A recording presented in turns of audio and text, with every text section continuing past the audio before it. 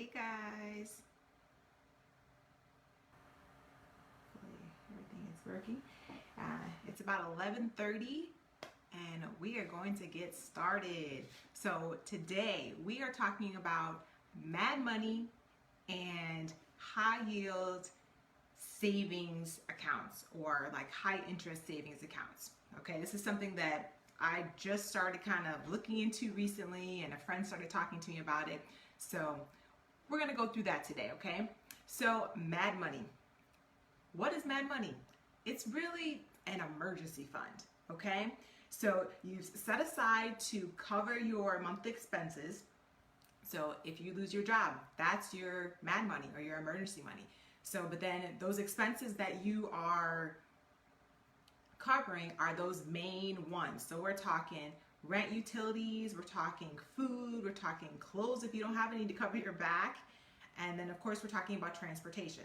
So these are the core expenses that you would be covering if, let's say, you or your spouse lost your job, okay, and you needed Mad Money.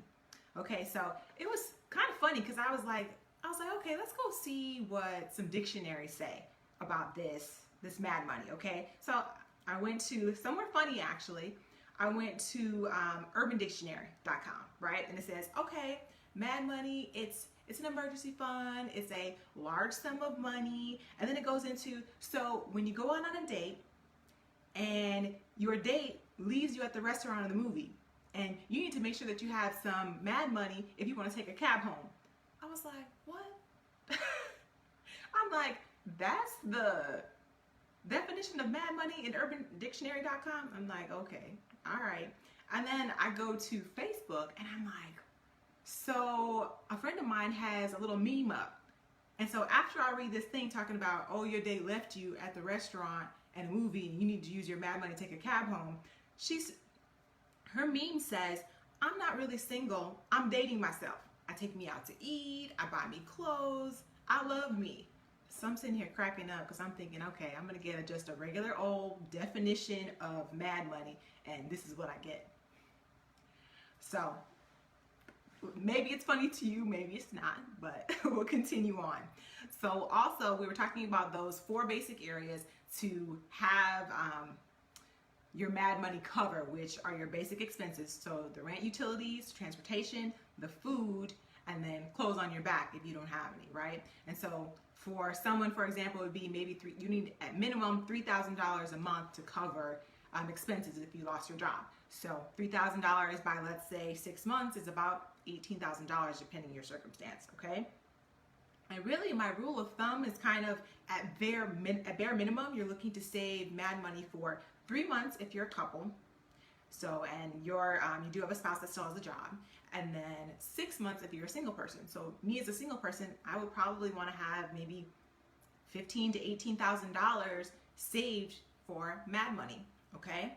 And then it's, of course, depending on your field, how long it would take you to find a job, because sometimes it can take 8 months to find a job, So, if I'm really truthful, honestly, I would want to have double of both of those. So I'd really want to have 6 months if I'm in a couple, 6 months Mad Money, just in case someone lost their job, or I'd want to have 12 months, so a year's worth of expenses saved.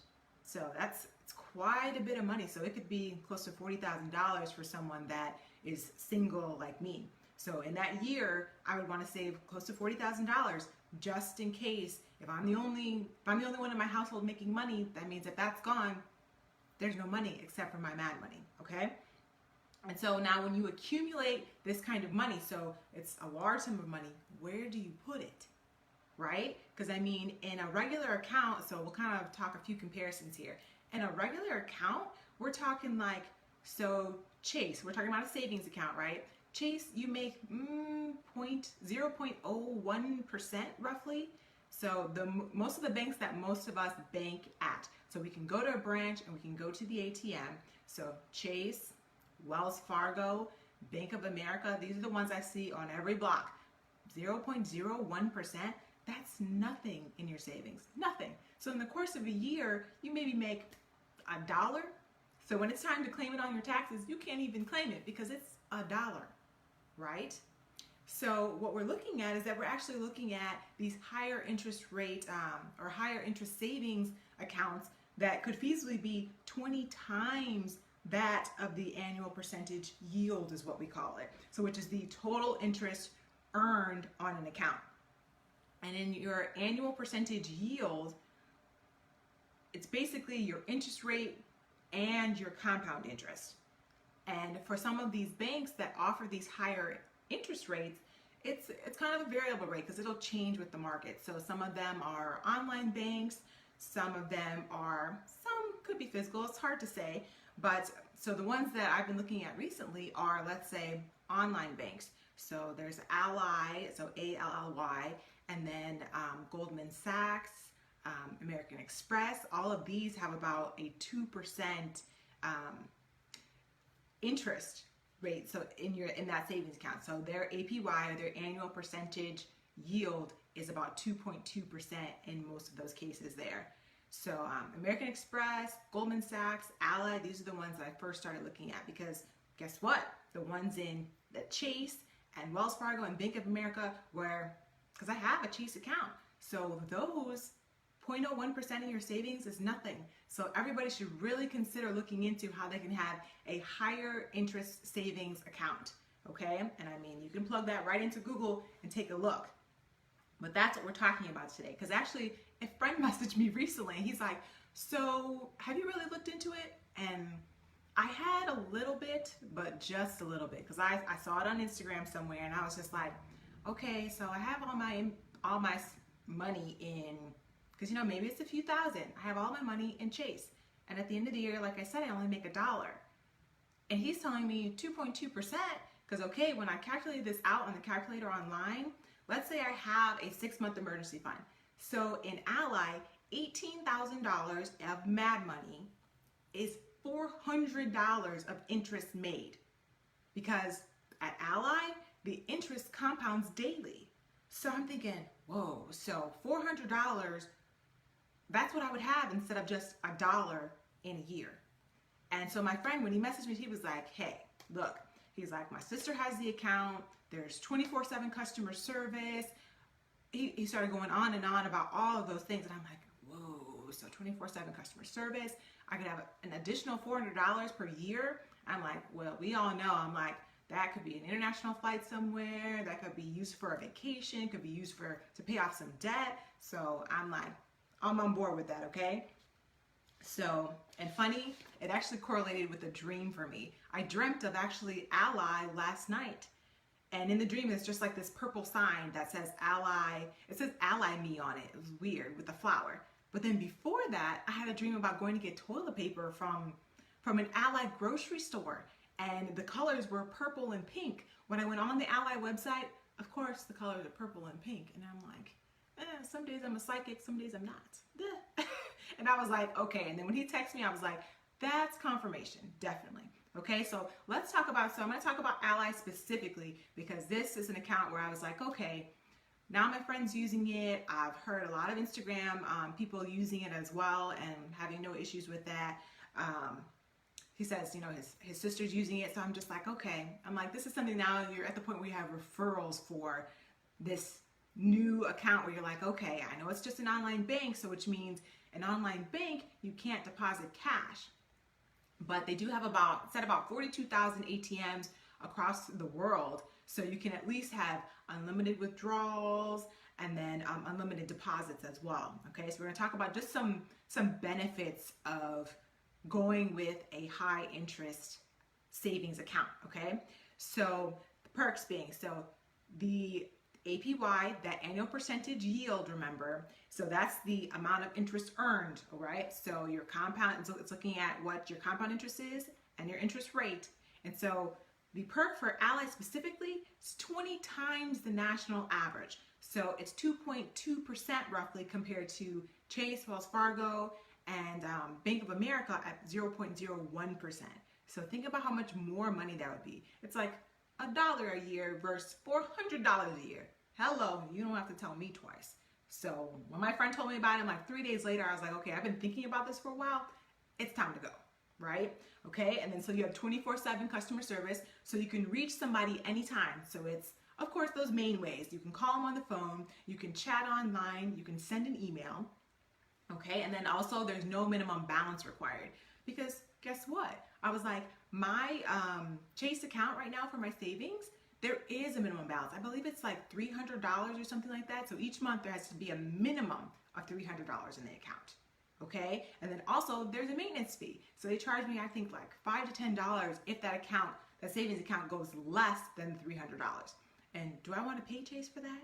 No, because really the point in these savings accounts is so that you can slowly grow your money over time. You know, the banks keep the money safe. They slowly help you grow it over time. And then of course they're helping that balance grow. You know, that's supposed to be the important part. I'm like, sorry, Chase, but you're kind of taking advantage, you know? I'm like, I'm pretty sure you're making more money on your side than I'm making on mine. If I'm only making $1 a year, that's not cool, okay? So no minimum balance required, no maintenance fees. You can do mobile check deposits. So you know how that works. I'm like, it's a great thing. And I'm like, I was a little leery at first because I'm like, am I trying to keep my check after I take a picture?